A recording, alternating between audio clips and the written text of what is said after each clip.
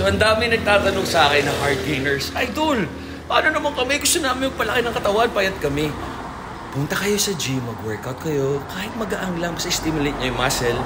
Tapos, baka kasi may malabsorption, kahit kain kayo ng kain, hindi natutunaw, hindi na-absorb ng katawan. So, pwedeng bago kayo kumain, 1 hour o 2 hours, damihan nyo yung carbs tsaka protein. Para pag workout nyo matunaw, mapunta sa muscle, malakas tayo. Tapos after mag-walking kayo 15 minutes, tapos kain ulit kayo ng high in protein tsaka high in fiber. Pwedeng fruits, pwedeng vegetables. Enjoy! Nakakaigit, kain lang ng kain tsaka workout. Tapos sarapan nyo yung tulog, iwas tayo sa mga stress. Ganyan, hard gainers, di ba? Diyan, kung di makuha sa pagkain, meron mga kagaya ng PVL, available sa Supplement Kingdom, Mutant Philippines, Fast Gainer. Diba? Sa tamad magluto or walang time, pwedeng inumin.